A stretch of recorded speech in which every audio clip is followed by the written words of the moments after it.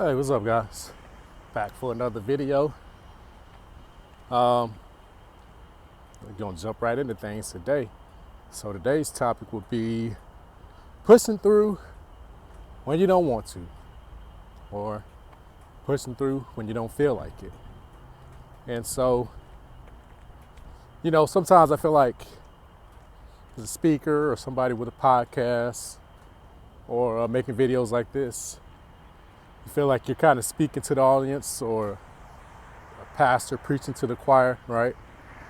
And then other days, I feel like you're kind of preaching to yourself, and then there's people listening to you. And so I think today's message is going to kind of be like that. It's kind of going to be preaching to myself while you guys get to listen in on it. All right, so I think you all kind of like the interactiveness of the videos lately, so kind of show you my views as I walk, because I love doing these as I walk. But let's talk, let's chat, let's jump right into things. So pushing through when you don't want to, when you don't feel like it. Man, so many things I could say on that. But where do I start? I'll start with Nick Saban. So, if you don't know who Nick Saban is, his last name is S-A-B as in boy, A-N, so S-A-B-A-N. Nick is spelled how you would normally spell Nick, N-I-C-K. But Nick Saban is the head coach for the University of Alabama football team. And I think he was there for 10, 11, 12 years, something like that. And he won, no less than 4, 5, 6, 7, 8, 9, 10, I don't know. But he won multiple national championships there as the head coach. And then in addition to winning multiple championships, he lost 1 or 2 national championships, maybe more. And then on multiple seasons, he also missed the national championship by 1 game. And so why do I mention all of those things, right? I mention all those things because in some programs that are not used to winning, going to a bowl game is a good season. Fans are happy. In some programs, just making it to the national championship is a major accomplishment. And then obviously winning it is always an accomplishment for anybody, right? But the reason I mention those other ones is because depending on the program and their standards, just having a winning season is a win for them, right? Especially if they've had nothing but losing seasons, right? So everybody, well, I'm not going to say everybody, but the media made a big storm about Deion Sanders' son recently and where he was drafted, Shedeur Sanders. But for reference, that guy was 9-4 this past season. And I will tell you, under Nick Saban, I don't recall the University of Alabama ever, hear me out on this, ever, the entire time he was a head coach, I don't recall them ever having 4 losses in a season. I'm going to say that again. In the 10 plus years that he was coaching at the University of Alabama, I don't believe Nick Saban ever had a 4-loss season, period. So how's that for standards? Look at that. That's a pretty nice view there. But not only that, but on the seasons, he set the standards so high that on the seasons they did not win the national championship, his fans, that university felt like it was a bad season. They felt like they got to go back, retool, got some work to do because they did not win the national title. That was a standard, that was a bar that he set while he was there as a coach. So I think when you say somebody that understands what it takes to be great, somebody that understands what it takes to win at a high level consistently, time and time again, it's not a stroke of luck. I think Nick Saban would be the man, or would be one of the men that would be qualified to speak on that topic or on that subject, right? I'm not gonna say any, but most head coaches can take someone like a Cam Newton, right? If you don't know, he was a great quarterback in college. Anybody can take a Cam Newton and go off and win a championship, right, and ride on that high horse. Anybody can take a Barry Sanders, right, or one of these, once in a generation talents that comes along and they can dominate and they can win a few games, right, and maybe get lucky and win a championship, right? But it's another thing to do it year after year, year after year, long after Cam Newton's gone, Barry Sanders is gone, Deion Sanders is gone, whoever the next great player that came and went is gone, right? And now all of a sudden you've got new talent, better talent, worse talent, average talent. But no matter what the talent level, you keep finding a way to win and get back to the championship year after year. And you keep teaching these guys how to win year after year. And you keep attracting the highest level of talent because of your ability to keep winning and winning and winning and winning and winning, right? That's a whole nother level, right? And so with Nick Saban, he was able to do that, right? It wasn't because he just had great players. He did have great players. I think he set the record, or he is one of the record holders for having the most amount of NFL draftees, right? First rounders. I mean, the guy had multiple future NFL starters on the bench. So let's say for like running back, he would have multiple. I think one of the guys I think of is Derrick Henry. Mark Ingram is another one I can think of off the top of my head. But the point is, at multiple different positions, whether it's quarterback, I can think of Jalen Hurts, who's a quarterback for the Eagles right now, Tua Tagovailoa, who was a quarterback for Miami. I don't know if he will not be, but played for the Dolphins, right? I mean, he had multiple guys. I think Henry Ruggs, you're talking about Julio Jones. I mean, multiple receivers, DBs, cornerbacks, running backs, linebackers, you name it. And I mean, these guys are stacked. I mean, multiple future NFL starters playing and competing against each other at the same position, right? Now, why do I mention all that? I mention all that to really build the credibility of who I'm utilizing to make this statement about pushing through when you don't want to. And so there's a video of Nick Saban out. I think he's talking to some future college players. They obviously must be I think they're probably high school football players. And he gets out there and he's talking to the players. And you would think that with someone with his resume of success, you would think like, man, this guy has got a system, and he does. This guy's got a system. He's got a certain whatever. There's something magical per se about him that other people just don't have. There's some type of gift, if you will, that others just don't have. That's kind of like what you would expect, right? And you would think that he gives that, or that rubs off on his players, right? And instead, he comes out and he says some very basic stuff, but that's very powerful, and it's the fundamental truth that a lot of people like to ignore.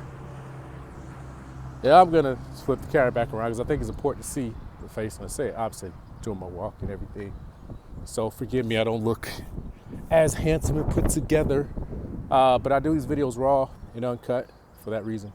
But he says success, or one of his key foundations to success for his programs of his players, is understanding the answers to a few simple questions, or doing a few simple things, rather. And I'm paraphrasing, so forgive me if I don't get it 100% correct, but it will still have the same intent and meaning that he meant. He says, in order to be successful, in order to accomplish your goal, let's say it's winning it for, obviously for them, win the national championship or being the best player that you can be on the team to help your team win the national championship, right? Or win as many games as possible. He says, there's something that you should be doing right now, but you don't feel like doing it. And can you get yourself to do it? So I'm gonna say it again, slower. There's something right now that you could and should be doing, but you don't feel like it. Can you get yourself to do it? Now, that's one question. The next question he asks, to me, is even more profound. Is there something that you want to do right now that you shouldn't be doing? You know you shouldn't be doing it. Do you still do it anyway? Or can you get yourself not to do it? Right? So I say it again slowly. There's something right now that you want to do that is not in line with your goals. You know it doesn't align with your goals, but you want to do it anyway. Are you going to do it? Or are you going to stop yourself? You're going to tell yourself no, right? And to me, that was so powerful that here's this,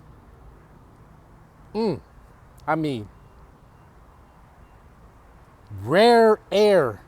You're talking about the level of sustained success for over a decade.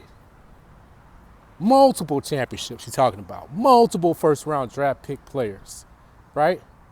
And that's what he's talking about to these kids that are getting ready to go into college. Can you get yourself to do what you're supposed to do when you don't feel like doing it? And can you stop yourself from doing what you want to do when you know you're not supposed to be doing it? And man, you could apply that to so many things in life. Forgive me, I think I got something, well, I don't think, I know I got something in my eye. Hopefully it comes out. But wow, isn't that powerful, right? I mean, guys, just think about that for a moment, right? Let's break it down. Let's not even talk about, let's take off the big lofty goals we have in life right now for a moment. Let's not even talk about becoming a multi-millionaire. Let's not even talking about earning $800,000-$900,000 a year. Let's not even talk about those things. Let's just talk about simple stuff. How many times, and this is for a channel, excuse me, for my eye, I don't know what's in it, it's bugging me. How many times do you, as provided for yourself, provided for your family, feel like not going to work? But you go to work anyway because, hey, if you don't go to work, you don't have any money, you can't pay the bills, and things are not so good. But so you push yourself to go to work anyways, right? Well, let's talk about weight loss, dieting, exercise, right? How many people are overweight? I was talking to a buddy of mine today, and he said where he lives in a small town in, I think it's southwest Texas, close to the border of Mexico. He said in his town, I forget the name of it, where he lives, they're the number one most obese city in America. He says 1 out of 2 people there are obese. And he's like, not just a few pounds. He's like, the way he described it to me is, he said, if you were to open your arms up like you're about to go give someone a hug, he said that's how wide and big they are. That's how fat they are. And I do say fat on purpose because we as a society have gotten away from saying the true words that have the power. We like to sugarcoat things, right? The Bible would call it gluttony or gluttonous, right? Which is a sin, right? And then the word that came after that, we said was fat, right? But fat sounds bad and it can be offensive if you're fat, right? So we said it sounds cleaner if we said overweight or big bones, right? Or big back, right? Because we're trying to find a way to soften the real, I guess you could say, truth or the reality of the truth. We're trying to soften the tone of it rather than saying really what it is. You're fat. You weigh too much. You're overweight. You're unhealthy. You're not big bones. You might be taller than some people, right? It might be easier for you to carry weight, or it might be a little bit harder for you to lose weight. But I promise you, the internet is full of stories with people 400, 500, 600, 700, 800, 1,000 pounds that have lived that way and made a decision, and then within a year, 2 years, they're down to 150 pounds, 200 pounds, whatever the correct pound is for their weight. And it's guys and girls. You can see it. There's story after story. So we don't have to believe the lie that you're big bone. But anyways, I digress. I'm getting off topic, right? But the point is, those people that are fat, I used to be fat, and I'm still a little chubby even now. I still got about 20 pounds. I'm working on getting down, and that's why you guys see me walking all the time. It's a part of it. But there's some things that you don't feel like doing, or actually rather, it's the other way around. There are things that you feel like doing every single day. There's foods that you feel like eating every single day. There are habits that you feel like doing every single day that are not in alignment with you being in the best shape that you could be in, right? So you want to go and have steak and potatoes and broccoli and fries and cheesecake and wine and champagne and dessert wine and all of that, but that's almost what, 4,000 or 5,000 calories right there. Nobody can sustain a great looking physical body eating that many calories, but it feels good. You want to do it. The steak tastes good. The side dishes or appetizers that come with it taste good. The cheesecake tastes good. You want to do it. But if your goal is to have a healthy and fit body, then that can't be a weekly experience for you. Now, that might be a little excessive, or that might be a little bit too hard to relate to, but we'll talk about fast food, right? The McDonald's, the Burger Kings, the Raising Cane's, all of those things, right? You want to eat a burger and fries and have a soda, and then afterwards get cookies or a milkshake or, donuts or whatever it is that you eat. But that is not the diet consistently of someone that wants to look good in their clothes and be fit, right? Not to say that you can't be fat and still look good, because you dress nice for your size. You can. But if you want to look like a person that is in shape, that cares about their health, that cares about their physical body, then you can't have that diet on a regular basis. But you want to. Those things taste good. I mean, people are not, quote unquote, addicted to McDonald's because it tastes horrible. Now, granted, once you start eating real foods and things like that, you might have a different appetite and you may no longer desire those foods. But as long as you're consuming them, it's almost like crack because of the chemicals they put in it. The more you eat it, the more you want it, right? Well, that's just food thing, right? But that's something that's easy to relate to. It's easy to know that, hey, less calories in, move your body a little bit more. Over time, you're going to lose weight. You throw in a little bit of weight training and you're going to get close to an ideal body shape. And then that last 10, 20%, you probably might need a coach or whatever. But most of us know that if you got more than 10, 20 pounds that you need to lose, right, it's not really some magical formula or some specific formula to you. It's pretty simple. It's eat less food, right? Eat better quality food, right? Move your body a little bit more. It's simple, but a lot of people struggle with it. That's why it's a multi-trillion-dollar industry to sell people diet. And then that's also why now I think they even got prescriptions to come out that are supposed to help you lose weight, or there's surgeries that you could have that's supposed to remove the fat off you. Anything but trying to follow the natural process, which is being disciplined and being consistent over time and doing the little things day in and day out when you don't feel like it to get the results you want, right? That's the one that you can see, right? What about addictions? And this channel's not about addiction, but let's just say there's addiction to alcohol, there's addiction to marijuana, there's addiction to drugs, there's addiction to sex, there's addiction to video games, there's addiction to entertainment, addiction to your phone, to social media. And you have this goal of you want to be a high income earner, right? And you start realizing that whatever this thing is, it takes a lot of time, or it takes money, or whenever you consume this alcohol, whatever you smoke this weed, or whatever, you are out of your mind, or you're out of your character, or you start realizing that it's money that you don't need, or there's no real benefit to spending the time and effort on how would you say it? The time and effort on these things, because there's no productiveness that comes from it, right? There's nothing wrong with drinking alcohol. Jesus turned water into wine. However, for the most part, you don't need alcohol every single day, right? And you'll find that for most people, there really is no appreciable benefit to, I guess you could say, consuming alcohol on a regular basis, right? So they spend a lot of money to get, I guess you could say, a buzz or to get drunk. Maybe some people do act out of character when they do get drunk or buzzed, or they just realize that, hey, at best they're wasting time, right? They may be having fun, but they're not accomplishing their goals. And that is time that they could be using to accomplish their goals, right?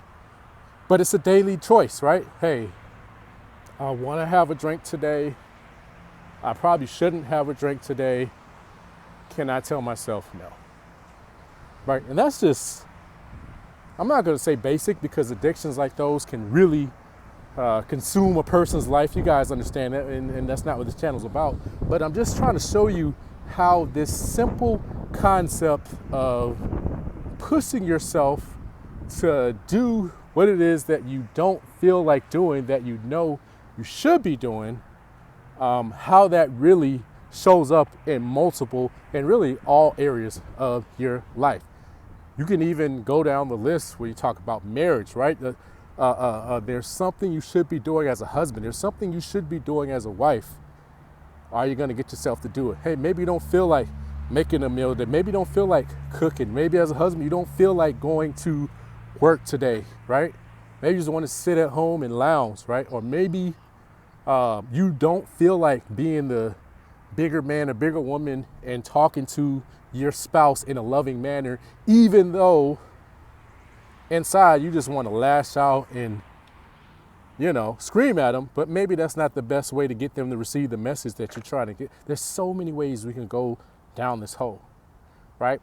But I just want to give you guys those examples because it comes down to daily discipline, right? And really, daily discipline, it sounds great. It's a very cliche thing to say, even though it is the truth. But I want to take it a step further and saying it's more about how Nick's saying it. When you don't feel like doing it, that's really where the rub comes in. That's really where the quote unquote discipline comes in. Or the inverse of it is when you do want to do it, right? Wherever, I'm about to cross the street and you won't find me getting flattened out by a car just because I want to make a video. Or, you know, there's something that you want to do that you shouldn't be doing and you need to stop, right? That's really the discipline. So it's, and another way of saying it is, it's mastering your emotions, right? And I know in the world that we live right now, there's this whole thing about, you know, being able to be seeing kumbaya with your emotions, to be, more open. The trauma is a key word that's thrown around, and being healed and all these things. And, my feelings this, my feelings that.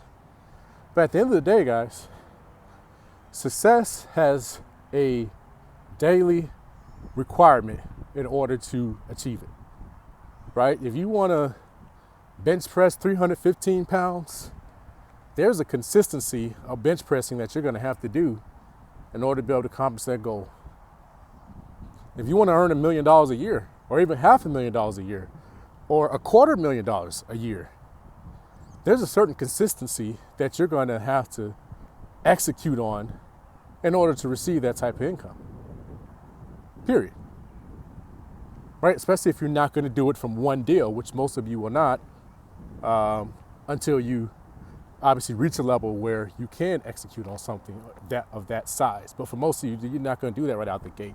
You're going to have to do a lot of smaller deals first until you can get to a level where you can handle a deal that's going to pay you $250 all at once, right? But that's another conversation. But it's getting yourself to do what it is that you're supposed to do and stopping yourself from doing what it is that you want to do that you're not supposed to do, right? And so that, to me, is so profound that when he says that is what the principles, I don't think I like this area because I started getting some gnats and mosquitoes. But that is what the success of his programs, the sustained success, is built upon. One of the foundations. Obviously, that's not the only one, but it's one of the major keys. And I think that's so powerful because so often, and this is me included. I'm actually, like I told you, this is when you all are going to see this video, but I'm preaching to myself right now. This is a one-way conversation where you might as well just be a mirror reflecting back to me. So many times, nobody's perfect, and will never be perfect. But in hindsight, we say it's 2020. There are things that we know we should or could have been doing that we weren't doing. And if we're really honest, for most of us, that is the reason why we have not achieved a higher level of financial success in life than what we've currently achieved. Right? And that's anything, right? There's a business idea that you have. There's something that you want to start. There's a project that you thought might work. And instead of just thinking about it, you could, like what I'm doing now, guys. I got, the time of this video, I have 16 subscribers. I just checked today. 16. Now, I started a year ago making videos, got caught up in life, stopped for a while. Now I'm back being consistent again. But it's been a year. Where would I be right now? How many subscribers would I have right now if I had stuck with it all through last year up until this point currently? I think it's safe to say I would probably have more than 16 subscribers. Right? Now it may only be 17. I doubt that. Would hope not. But the point is, I think you all would agree, is that I would still have at least one or two more than what I have right now if I had been there. I'd be further along. I would have, I guess you could say, a larger following, therefore more impact on more people, right? And the videos would be better because I try to get better with the videos I make. I try to get better. You guys understand. I try to do little things to improve the quality of the videos. And just speaking to you all in general, it forces me to improve my level of communication. It forces me to consume more material so that I have something to say and it's not repetitive and it's just the same old thing being regurgitated to you, right? So, in order for all of that to, I guess, because it happened, I had to be consistent, but I wasn't consistent for a year. So there are so many things in life like that where you can attribute to why you're not further ahead. So this is not to beat you down or say, hey, naughty boy, naughty girl, but it's just to say that that concept of pushing through when you don't want to, that is the real secret or key ingredient of a high level of success. And that's one that nobody talks about because it's not sexy to talk about. And I don't know if you guys can see these clouds forming, but that is rain. And I was caught in it earlier today because I was driving in it, and that rain came down. So I am about to start making my way back to the crib. Yeah, because I can hear that. Oh boy, I can hear that thunder rolling too. Yeah, let me go ahead and start walking a little faster. But that is such a big key component of success. And the thing about it is, unless you do something major, like I'll use the guy Henry Ruggs, for example. You don't know who Henry Ruggs was? Speaking of Nick Saban, he was a great wide receiver at the University of Alabama under Coach Nick Saban. Played very well during his college years. He got drafted very high, got a nice contract with the Las Vegas Raiders. And then one night, he did something that he wanted to do that he knew he should not have been doing. And that was he decided to drink and drive. Now, I'm sure he didn't just decide I'm going to drink and drive.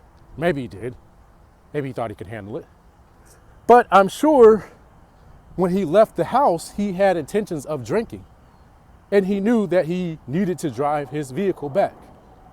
And so the moment he left the house, he should have said, you know what? I'm going to make a decision to, catch a ride, catch an Uber, catch a Lyft, hire a private driver, whatever, so that I can get back home or get to my destination to get back home on my own. Now look at these geese right here. I don't know if you can see the little things right there. Look at them. They're running for cover somewhere too. They can tell the weather's getting ready to cut a fool. They headed somewhere quickly, just like me. But anyways, he decided he wanted to drink and drive. And long story short, he killed the lady and her dog. And I think the media wanted to crucify him, so they also added that he killed the dog, to just really emphasize your dislike for him and his, irresponsible decision to drink and drive, right? Well, anyways, that was a major story where it's like he wanted to drink and go out. He knew he shouldn't drink and drive, but he wanted to drink, and obviously he probably wanted to drive his own vehicle, and he felt like he could handle that situation. So he did what he wanted to do anyway, even though he knew he wasn't supposed to be doing it. He shouldn't have done it. And guess what? It cost him. Now, here's an example of an immediate feedback, right? But that's not normally, it can happen that way, and it does happen that way sometimes, right? People make those decisions, and it can change the course of their life in an instant. But more times than not, especially when we're talking about finances and achieving a high level of financial success, a high level of financial income, right? It's less to do with, it's not as dramatic as that, I guess is the way to say it. You're not gonna not prospect today. You're not gonna make sales calls a day. You're not gonna not follow up today and all of a sudden lose $1 million deal. It may happen, it's possible, but even if you lose that deal, you can get another one. So it's not that dramatic of a thing, right? But over time, 3 years, 1 year, 5 years, 10 years, and all of a sudden you're a little bit older now. You have a little bit more responsibility now. Maybe you're married. Maybe now you got kids. Maybe you got multiple kids now, right? Where you didn't have kids before. Maybe you got kids and a dog now, right? Maybe you've been through divorce, whatever it is. Maybe you got a sick mom, sick dad, sick grandma. But you've got a little more responsibility now than when you first graduated high school. Then all of a sudden you look up and you go, wow, sufficient time has passed for me to hit my goal. And now you look at your financial portfolio, if you will, or standings, and you go, wow, I do not like what it is that I see. Something to think about, right? I don't like what I see. That is where the financial income or your lack of financial independence, that's where it shows up. And it's that daily getting yourself to do what you're supposed to do and not doing what you're not supposed to be doing. That is really, for most people, I would say, and this is, I would say from personal experience,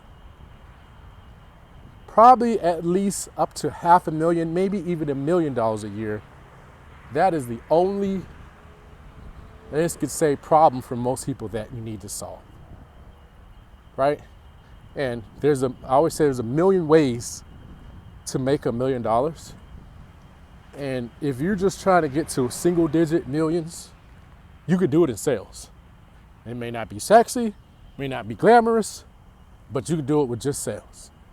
And for most sales, whether it's cars, real estate, whether it's jets, it's cruise ships, yachts, medical devices, network marketing, and most sales, thank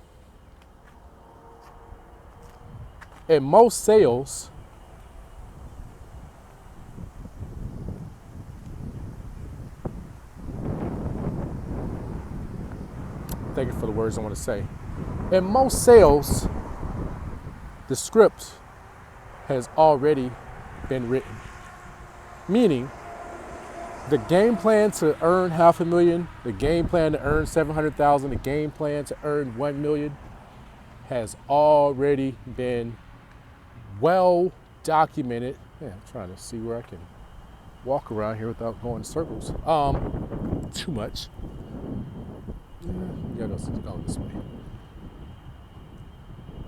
That process to get to $1 million, it's already laid out, right? It's not really a guessing game. There's coaches available, right? There's networking groups available. There's mentors that are available. There are peers that are already accomplishing it that you can reach out to. And so I would say 99% of the time, maybe even 100% of the time, it's really not a level of God-given natural ability or lack thereof that's the difference maker. It's what Nick says. Getting yourself to push through when you don't want to. Getting yourself to do what you're supposed to do and not doing the things that you shouldn't be doing that you want to do. Saying no to temptation, essentially. Now, I don't know what the key is to stopping yourself. Well, actually, I'll offer a suggestion, because it's what I do. I typically look at whatever the pain is in my life. So let's say, like right now, I told you I got another 20 pounds I need to lose. So the pain for me is every time I look in the mirror and I don't look like freaking, I don't know, like a Brandon Carter, right? I don't look like Mark Wahlberg in, one of those movies where he's ripped to pieces, right? I don't look like freaking, Sylvester Stallone, right? In his Rocky films. Piece of hair in my tongue. I don't look like that. That to me is pain. And so when I think about, let's say, getting cheesecake or a waffle or French toast for brunch, Or I think about having burgers and fries because that's just the easiest thing to eat, right? When I'm busy, I'm on the go, haven't made a meal, right? I think about that and I go, is eating that going to take me further away or closer to my goal? And there's an obvious answer. Nah, it's not going to take me closer. Then I go, how much longer do I want to continue looking the way I look? And I go, I don't want to look like this longer if I don't have to. And so therefore, it's like, well, then I need to tell myself, no, eat something else, right? Let's go with a better option, a healthier option that fits my diet goals and plans, right? And I'm telling you, every single time it happens, your subconscious brain, or maybe it's your conscious, I don't know which one it is, but something in your head will say, it doesn't matter today. Today, I can cheat. Today, I can take a break. Today, I can skip because, whether I eat the cheesecake or not, I'm not going to either get fat or I'm not going to look shredded today, whether I eat it or not, right? Let's enjoy the moment. Tomorrow's not promised. You only live once, right? YOLO. That voice is always going to be there. But you need to be conscious and smart enough to tell that voice, maybe it won't show up today, but I've repeated this incorrect decision too many days in a row, and that's caused me to not be achieving the goal or not to look the way I want to look. So therefore, until I look that way, I need to make the right choice every single day, which is today, until I have that body. And then when I have that body, then I can make the choice to cheat, if you will, and have the cheesecake or not have the cheesecake, right? Now, to get yourself to do what it is that you should do, I like what Myron Golden teaches about. He teaches about this thing called there's a fact to everything, right? And the way he teaches it is, he says, there's a fact about everything in life. There's a good fact and there's a bad fact. He's like, there's two sides to every coin. And essentially what he's saying is there's a plus and there's a minus to everything, right? Right? So there's a plus to saying yes to Jesus. You get acceptance into heaven. There's a quote unquote negative is that you got to say no to sin, or you need to turn away from sin as much as you can. And sometimes that sin in the beginning especially can seem like a little more fun than not indulging in it, right? So no matter what it is, there's facts about everything, and there's a good to it and there's a negative to it, right?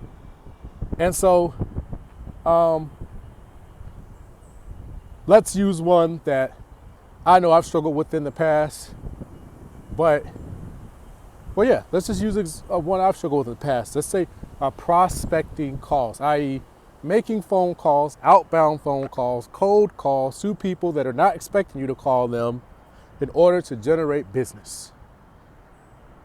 It happens at every level, I guess could say to some degree, right? Whether you're an investor and you're looking for off-market deals, whether you're a speaker and you're trying to reach out to people that are speaker representatives or people that are, in charge of booking the speakers for an event, right? Whether you're reaching out to hotels to host your event, right? Whether you're trying to pitch investors on the idea of investing into your business because you have this business, whatever it is, prospecting meaning reaching out to people that aren't waiting or expecting you to call, or that not necessarily going to welcome your phone call or your email or your text or your combination of it, right? It's prospecting. Well, I can tell you now, it's not necessarily the most glamorous or the quote unquote funnest work in the world. Sometimes, majority of times actually with it, people are going to tell you to F off People are going to say, don't waste my time. People are going to say, not interested. People are going to say, how'd you get my number? How'd you get my email? What made you think you could come in here and talk to me, et cetera, et cetera. You're going to be faced with a lot of rejection. That's just a negative to prospecting. It's unavoidable no matter how good, how great you are. Some people, for whatever reason, good or bad, or indifferent, are just not interested in what you got to offer, period. And there's nothing wrong with that, and that's okay. But it is a negative to prospecting. Nobody really enjoys getting rejected over and over again. Let's just be real. Nobody likes being told no, no, no, no when they're looking for a yes, right? Nobody enjoys that. Well, that's a negative. The positive to it is it produces great results, because when you do talk to the person or people that say yes, more times than not, you're the only one, or it's only you and maybe one or two other people that have the courage or the gumption or the discipline or the consistency to continue to reach out and deal with that rejection to, let's say, to hear 100, or let's say we'll hear 99 people tell us no in order to have one person tell us yes, right? And so I'll just use real estate, for example, because those are the numbers that I know. So let's say at the beginning, you might have to talk to 200 people. So you might have to have 199 people tell you no in order for one person to tell you yes. But that one person telling you yes could represent $15,000 to $20,000 net profit in your pocket once the deal closes. And it could be much larger, but I'm just talking about average numbers here, right? In a higher end market. Well, the negative is you gotta hear 199 no's. The positive is that one yes could net you, we'll say, $20,000. Now, the question would be, how long does it take to talk to 200 people? Well, if you're just, crazy, and I don't want to say crazy, but if you're just, hey, I just try and get this done as quickly as possible, then you probably could talk to 200 people in 2 days. What's more sustainable long term is, let's say you did 40 people a day, right? And that's still a credible number of people, but you can do it and you can sustain that over time. You talk to 40 people a day, now 5 days a week, that's 1 week. And I think if you do the math on that, and there's no thinking, I know, you do the math on that, $20,000 a week, times that by 4 weeks in a month. Obviously, there's 5 weeks in a month, or 4.5, you want to say, but we're just, keeping the numbers even. That's $80,000 a month. And $80,000 a month, you extrapolate that out, that's close to $1 million a year income. Obviously, you'd need 33, but I don't think you would complain if you're making $80,000 a month versus 83. I think you'll still be all right based on today's current cost of things, right? You'll be okay with 80,000 and not 83,000. But if you can make 80,000, I'm sure you can figure out how to make that last 3,000 if you need it, right? Because if you can figure out how to make 80,000, you can certainly figure out how to make another 3,000 if needed. But my point is, the prospecting, hearing that 199 people tell you no, and not knowing who out of that 200 is going to tell you yes, sucks. That's a fact. But the plus side of the fact is that one yes is going to more than compensate for all the 199 people telling you no.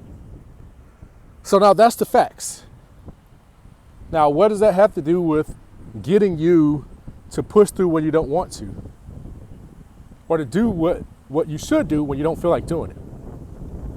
Well, you focus on the plus side of the facts, right? So stick with me here. Hang on now. It's sounding, kooky a little bit, but it's not. It's very simple, but it takes a little bit of time to explain it, right?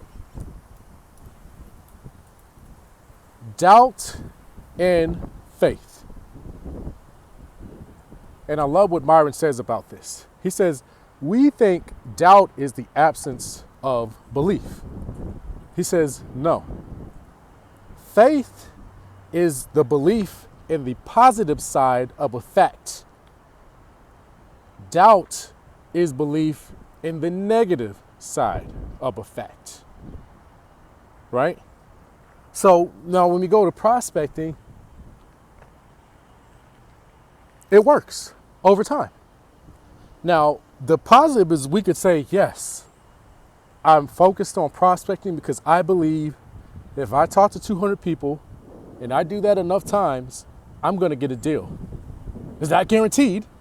It may not happen every single time. You might have to talk to 400 people, or that ratio of 1 out of 200 may not play out until you talk to 1,000 people, right?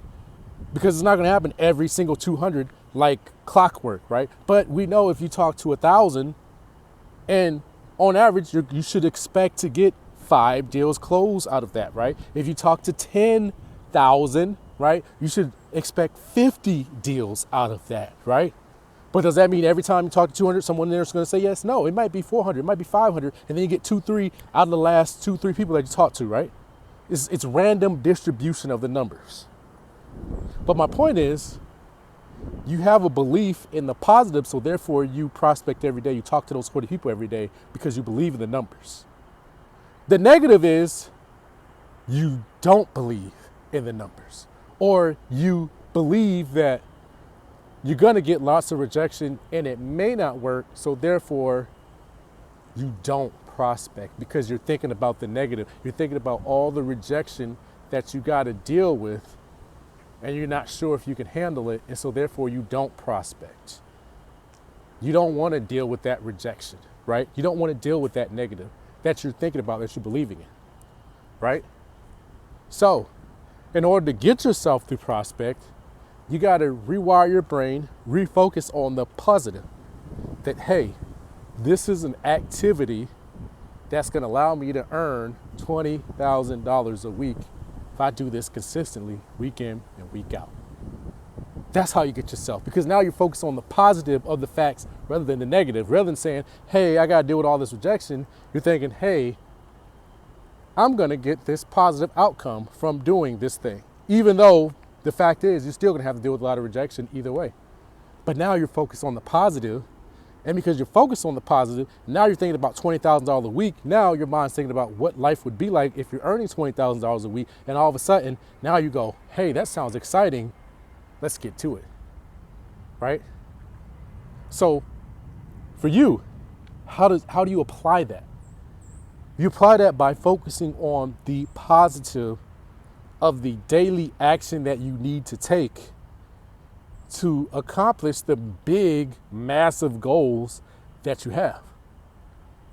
And if you're focused on taking that daily action, you're thinking of the positive return or the positive reward that's going to happen from doing that daily activity, then that will also, or at least it should, help you eliminate doing the things you shouldn't be doing, right?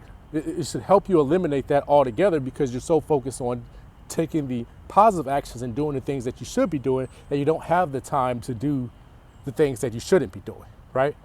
So let's go back to the athletes, right? Because that's easy to see. Hey,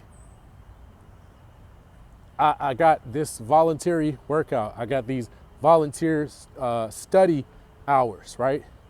I got this, well, let's just keep it to athletics. We're not even going to focus on academics, right? Because these guys are basically semi-pros even in college now, right? I think we've gotten over the lie of the student athlete, right? They're just straight up athletes that happen to do a little bit of student activity on the side, right? They're getting paid millions to play football now, so we can just drop that business of amateur anymore, right? The conference or the league or the regulations say, hey, we can only mandate you to practice 3 hours a day. Anything beyond that has to be voluntary, right? And your coach lays out a schedule for you that has you to work out 6 hours a day. Obviously, 3 of that is mandatory, right? Some of it's workout, some of it's film study, some of it's the playbook. Hour for, let's say an hour per day for the playbook, hour film study, extra hour of working out in the morning or evenings after practice, before practice, whatever, right? But it's 3 hours of that. And you go, you know what? I just met Judy or Ashley or Brittany walking across campus. And man, is she fine as all get out. I mean, woo, beautiful. I mean, the men stop what they're doing when she walks down the sidewalk, down the hallway. I mean, she turns heads, guys and girls, because girls look at her and go, oh my gosh, she's beautiful, right? And Brittany gives you her number, or Ashley gives you her number, and she says, let's hang out. You hit her up, and what does she want to hang out? She wants to hang out during your film study, during the time you're supposed to be studying your playbook, during the time that you're supposed to be getting to actually practice in, doing your extra workout. That's when she wants to hang out. Now you've got a decision to make. You want to spend time with this beautiful woman. Who can blame you, right? She's gorgeous, smart, got pleasing personality, and she's digging you out of all the guys that's trying to get with her. Whatever reason, she likes you. And you like her. But are you going to stay committed to your goal? Because you had a goal to be the best player that you could be so that you could help your team be the best they could be to win every game so that you guys could win the championship at the end of the year. And hopefully you might win some individual awards along the way, right? That's the goal that you set at the beginning of the year.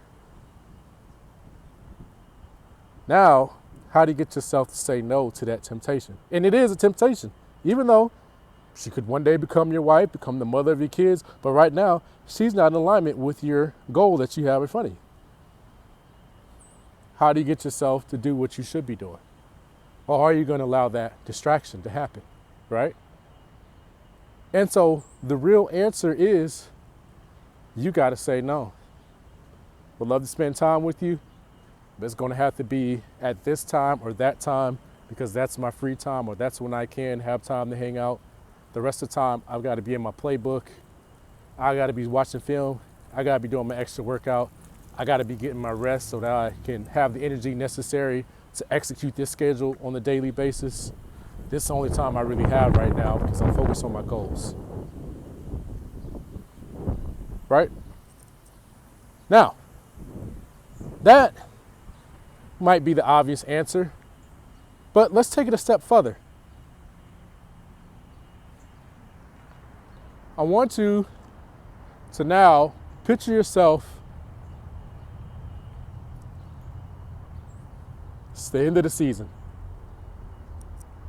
You win one game, you're in the playoffs. You lose the game, you go home. And let's say you've been hanging out with Ashley or Brittany. I don't know why I chose those names, but whatever. These random names just came to mind. And nobody knows but her that you've been skipping film practice. You've been skipping your playbook.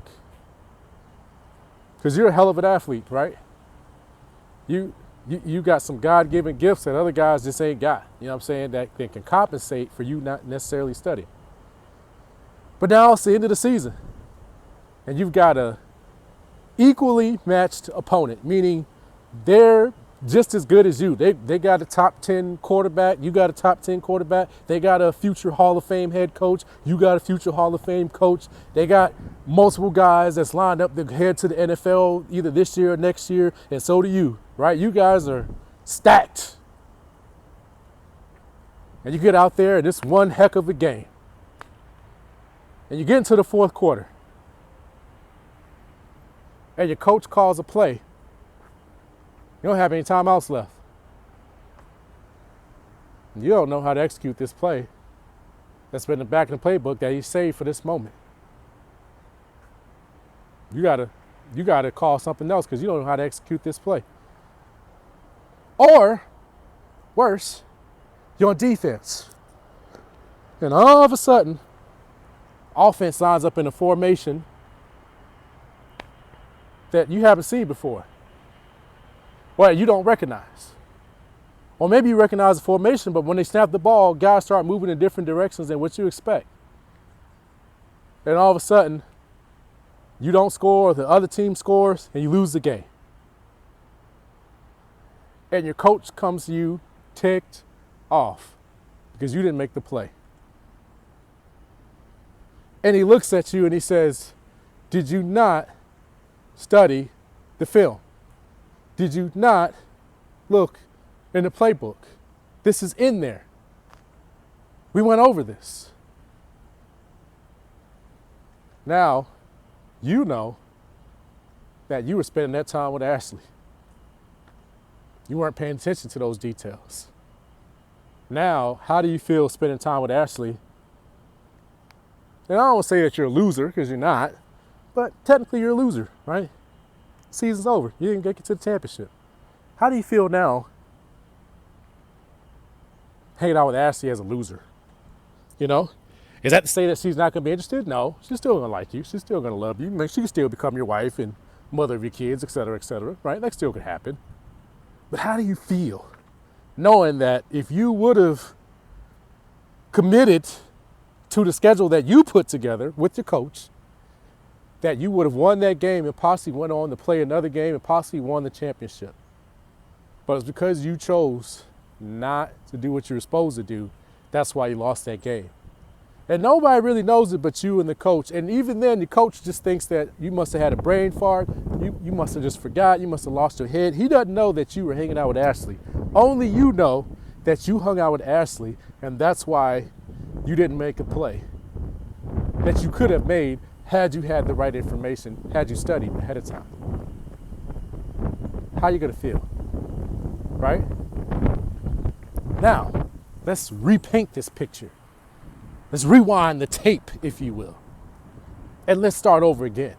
Same scenario. It's the end of the season. You win this game, you end the playoffs, you lose this game, you're going home, pack your bags, you're not playing college football anymore, you're going to the league, and whatever the chips may, that's the end of your college career. But this time, you haven't been spending all that extra time with Ashley. You have been telling her, hey, look, I'd love to hang out, but it's going to have to be during the off season, or it's going to have to be during these scheduled time blocks because I'm sticking to my schedule. I'm committed to my goals no matter what. And if you want to be with me, that's, you got to support me in that. And sorry, I just don't have enough time to date you like I would like right now. I got to stay committed. But hey, we can spend these 10 minutes here. We can spend these 15 minutes over there. But right now, I'm locked in. I'm focused. We got a goal. We're going to accomplish that goal. And if we don't accomplish it, it's not going to be because I didn't do my part, et cetera, right? Now we get to the same moment. Coach calls the trick play. And you go, yeah, let's do it. And you go out there, you perform it.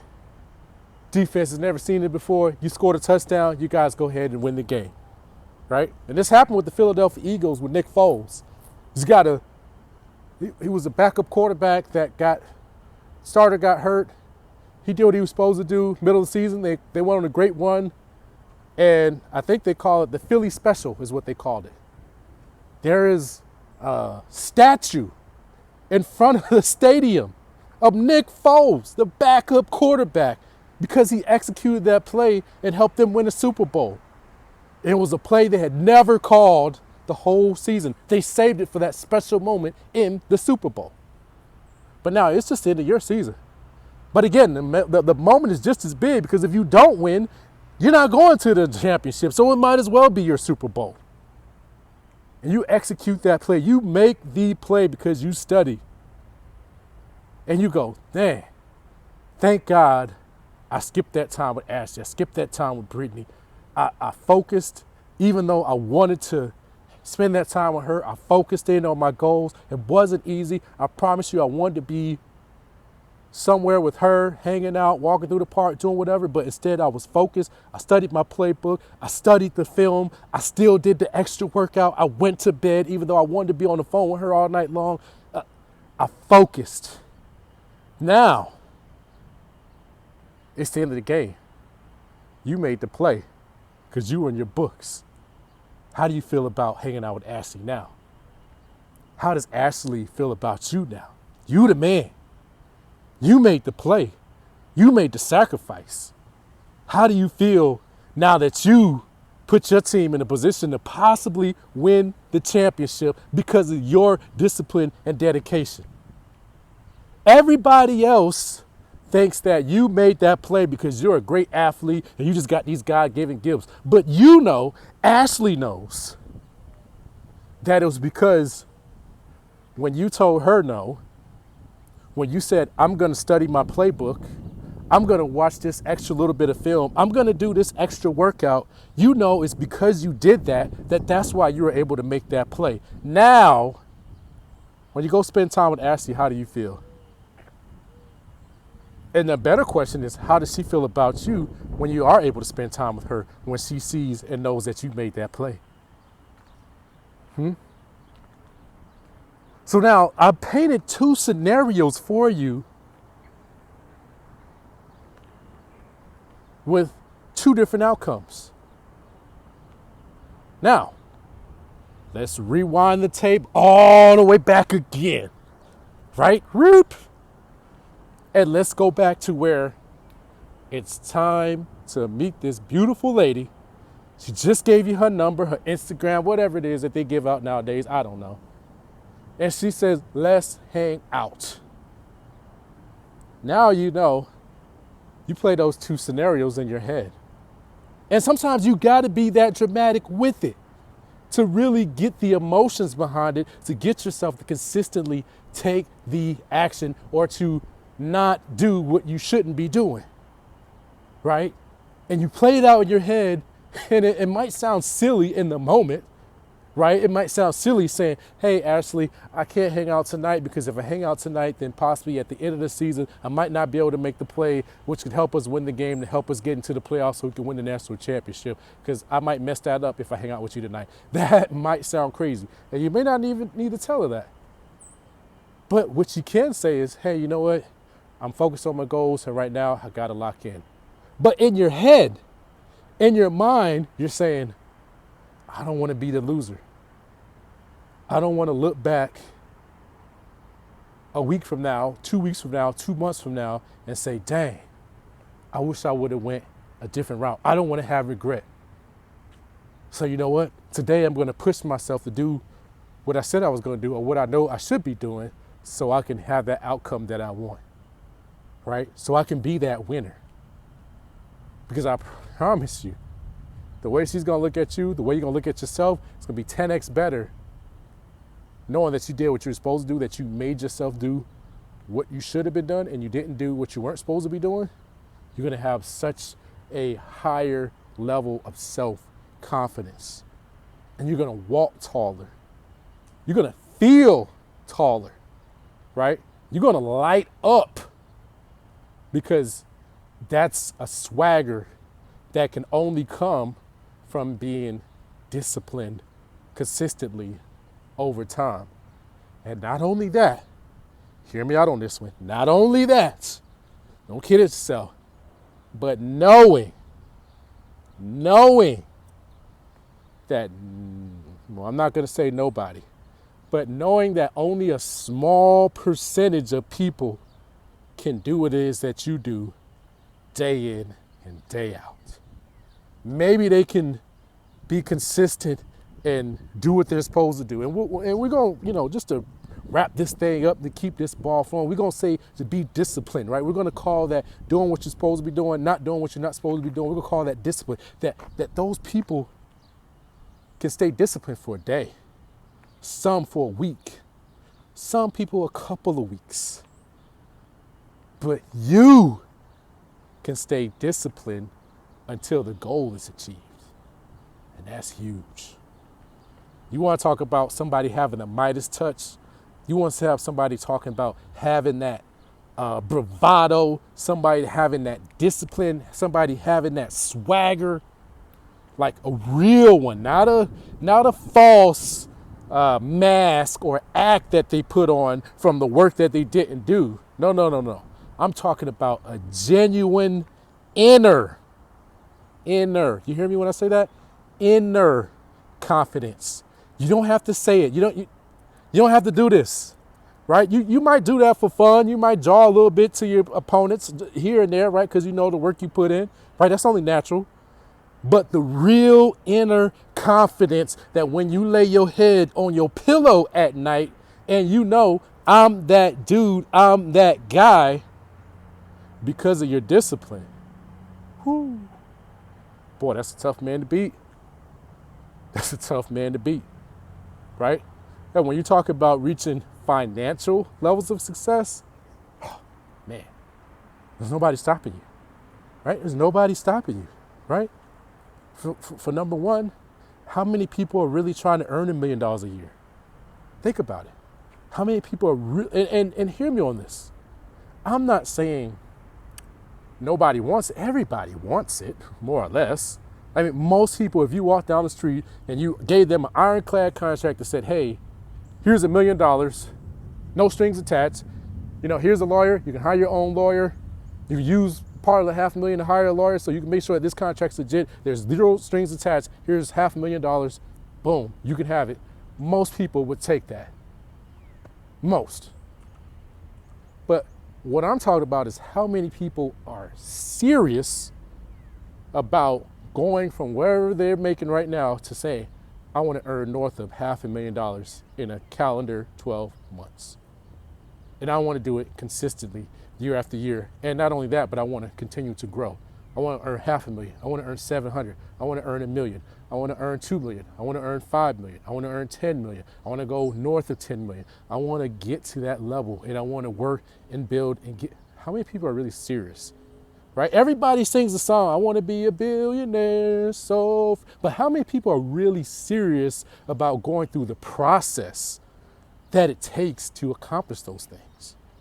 Most people are not serious about it, right? So when you have the discipline to do what it is that you know you should be doing and to not do what you're not supposed to be doing, and you start seeing some of that financial success happen because of the work that you put in, the discipline, I'm telling you,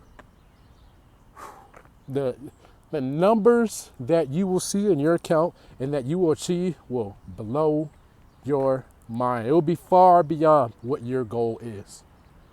And if you continue to stay disciplined after you achieve that initial success and you keep on it week after week, month after month, year after year, for a sustained period of time, sustained 3, 4, 5, 10 years, oh man, whatever number that you think you want to hit, you'll blow past it, whether it's 50 million, 100 million. Billion might be a little bit harder, right? But still, if you've got that goal, you'll get close. And let's be honest, a couple $100 million, are you sad if you're not at $1 billion? Whatever you could possibly want to do financially, you will be able to accomplish within $100 million, within $10 to $100 million. And to be further, or to, I guess, clarify that a little more, once you start hitting $1 million to $2 million a year in income, 85 to 90% of your lifestyle goal, really not, man, you talk about real numbers, most people, I'd say $500,000 is enough to cover the lifestyle that they want to live. North of $500,000 is the numbers that you need to start having additional couple $100,000 or $1 million to invest with to build wealth so that you don't have to actively work for that $500,000 or $1 million or whatever it is that you want coming in over time, right? But for most people, realistically, $300,000 to $400,000 a year, that's enough to have the house they want, the cars they want, the trips that they want, and to buy the clothes that they want to wear. For most people, that's all you need, right? So when you're talking about going for these things, there's not a lot of people that are going for it. But now if you talk about that, so, I guess the best example I'll give it, man, I guess I'm on a roll today. We're going a little bit long today, but maybe it's necessary. When I was in Hawaii, the shipyard employed about 5,000 people. Hear me these numbers. 5,000 people the shipyard employed. And I remember when I first got out of the military, I was like everybody else, I was trying to get a job. And they had these open. Let's say they had, we'll say 100. Heck, it'd be 1,000, doesn't matter. But I know it wasn't 1,000, but let's make it 1,000 just for the sake of over dramatic, what's the word I'm looking for? Exaggeration purposes. For the purpose of exaggeration, let's exaggerate the available positions number. It was probably more like 100 jobs available, but we'll make it 1,000 because even then you'll still be like, damn, I don't like those odds. Actually, let's keep it real. It was about 100, maybe not even 100. But let's say they had 100 jobs available at the shipyard between various departments, 100 jobs. I don't think it was even that. I think more realistically, it was probably about 50, 60, but we'll say 100 jobs available, 100 new positions available.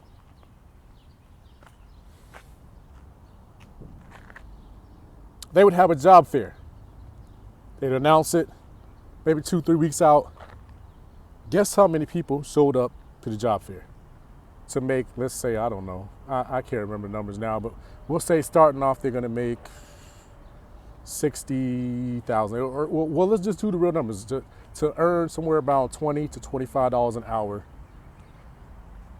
This was in 2016 time frame, so almost 10 years ago. To earn $22 to $25 an hour, 100 positions available. So whatever that was, I don't know, $50,000, $60,000 a year. You do the math on that. 30,000 people showed up. 30,000 people for 100 jobs. What type of competition is that? 30,000 people for 100 jobs. Now, I want you to put yourself in the position of the shipyard. What type of demands could you make if 30,000 people showed up for 100 jobs that you offered? You can do whatever you want, right? You could say you need a doctorate degree to get this position. You need a master's degree. You need 20 years of experience. You can make up whatever criteria you want to eliminate those people because you just got so many of them, right? Now, as a realtor, I got into coaching with Mike Ferry. He's been around for probably over 50 years now.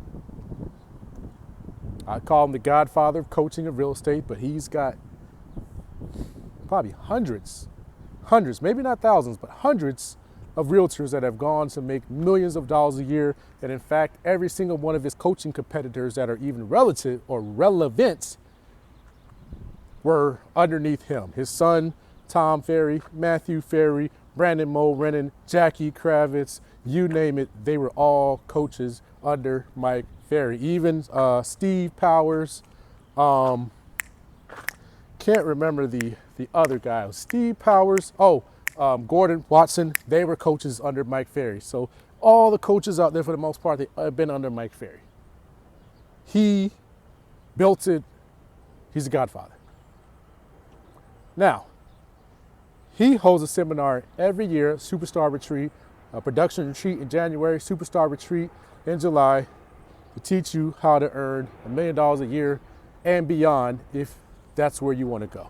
And there are people in that room that have earned in excess of $50, $60 million a year. Well, sorry, not a year, but in their career, lifetime earnings, utilizing his system. And there are people that earn $1 million a year. There's people that earn 2, 3, 4. I think the highest number I've heard was $5 million in a year just as an agent using his system, prospecting. Guess how many people are in that room? 50 years he's been doing this. Yeah, maybe about 2,000. 30,000 people to get a job making $22 to $25 an hour. Opportunity for a man to teach you that has proven, this is not just some guess, he's got proven generations, multiple generations. I mean, we're on the third generation now. He's got father that became a millionaire, son that became a millionaire, grandson that's on his way to becoming a millionaire. I mean, we're on the third generation now of people using his system that have become millionaires or are working their way towards becoming millionaires. We got people young that's 20 years old. We got people that's old, 50, 60, 70 years old doing it, right? And everything in between, man, woman, black, white, Indian, whatever race you want to say, nationality, from whatever background. One of the ladies used to be a crackhead, divorced, single mother, a man divorced, with children, no children, you name it, right? It works. 2,000 people in the room. 30,000 people to make, I don't know, we'll just say it's 75,000. We'll say, because I don't even think it's that, but we'll say 30,000 people trying to make 75,000, 2,000 people trying to make $1 million, right? So when you're going for financial freedom or independence and you're aiming for anything north of 250K, just know that there's not a lot of competition there because most people aren't aiming for it anyways. So really, and again, I'm preaching to myself here, it's a discipline. Daily discipline that's going to allow you to achieve those financial numbers that you want to hit and beyond, right? It's the doing what you're supposed to do when you don't feel like doing it and stopping yourself from doing what you want to do when you know you shouldn't be doing it. If you just keep it to that simple, I'm telling you, and you could do that day in and day out, week in and week out, month in and month out for a sustained period of time, 3 months, 6 months, a year. That's the Midas touch. That's the golden touch. That's the confidence. That's the swagger. That's that financial freedom. It's right there at your fingertips there at that point. It's right there. So guys, I want to wrap this video up because it's been a little bit longer, a lot longer, about 20 minutes over.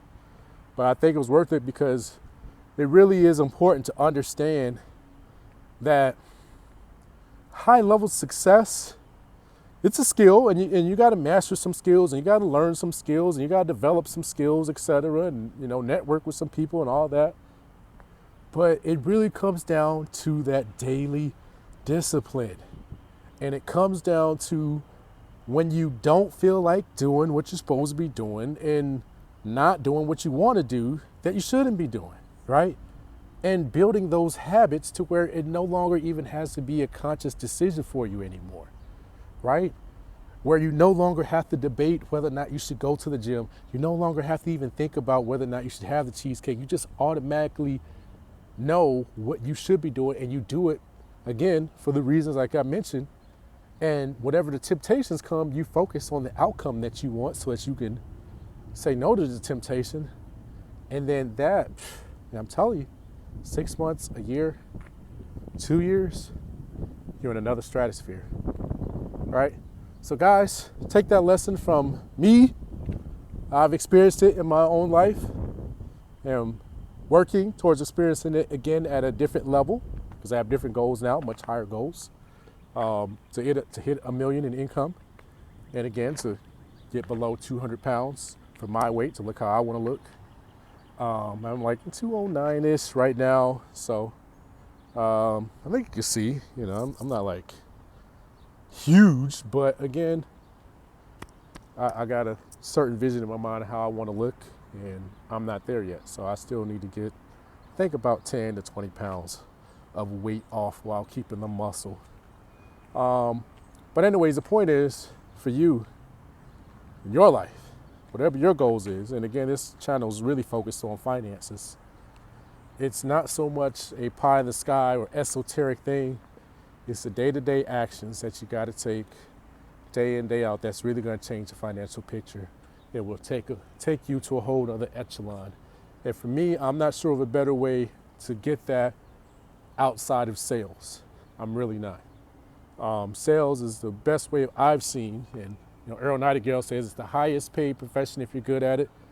I can concur with that, because nothing without a sale, there's no movement of goods. There's no money exchange without some type of sale happening, no matter the level. At the end of the day, even the biggest companies out there, McDonald's, Coca-Cola, they're not making the sale. Nobody's buying the Coca-Cola. They're not the companies that they are. Same with Amazon, right? Nobody's buying their services, right? Nobody's buying goods that need to be shipped. Nobody's buying books online, right? Or whatever you buy on Amazon, then guess what? They're not the trillion-dollar company, right? And we know that because Kodak no longer exists, right? Kodak was once the number 3 film producer in the world. And they lost their sales, and guess what? Today, they do not exist.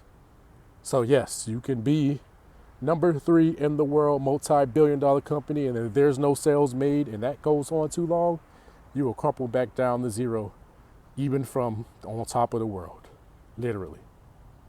Right? So anyways, I think sales is the quickest way and the best way, because at every level, you're going to need to know how to make a sale, whether it's negotiation, whether it's finding deals off market, or just finding unique opportunities that aren't available to the market so that you have an unfair advantage against the competition, right? So yeah, but it all comes down to pushing yourself.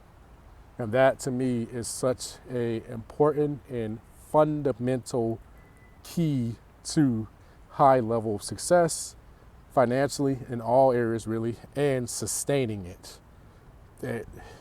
It's so key. I think that's why we ended up going a little bit longer today, a lot longer today, because I just really wanted to hone in on this important but very simple to understand concept, and just giving you examples of, big life-changing things where a drunk driver killed somebody and they made a decision, right?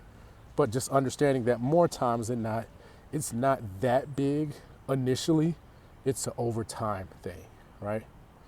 All right, guys, appreciate you all subscribing. Pray that you liked the video, that you found value in it. Please share with others, subscribe, like it, comment, I appreciate it. Let me know what questions you have, thoughts, ideas that you got from the videos, whether you'd like to see more of my face, excuse me, super handsome. Just being sarcastic, I don't think I'm ugly, but just being sarcastic when I say the handsome, just a joke. But also, if you'd rather see more of me, I know I did a video at the Lamborghini McLaren dealership. That one's got the most views out of all my videos so far. But again, this is not just about getting the most views. It's about helping you as you and I, as I grow, as you grow, to achieve a high level of financial income and eventually wealth building from that high financial income, right? And so when we say that, I always like to use numbers. So again, this is for people that want to earn multiple 6 figures and eventually 7 figures, and then possibly on to 7 figures a month, right? That's who this channel is for. And this is for those of you that are already maybe making 6 figures, low 6 figures, 100 grand, 150, 200, right? That's low. And especially if you're doing it with a job, right? And now you're looking to get to the next level and you're saying, man, I don't know that I can do that with my job, or it's taking too long, right? I don't want to wait 10 years to make $500,000 or whatever. I don't want to wait on stocks, bonuses, etc. That's who this channel's for, all right, guys? So I've made multiple 6 figures, and I'm on my journey to first 7 figures in a calendar 12 months. So, yeah, when I do that, I don't know that I'll make a whole video, but I will then feel confident enough to give you 7-figure lessons instead of 6-figure lessons. All right, guys, till next video, take care. See you next week.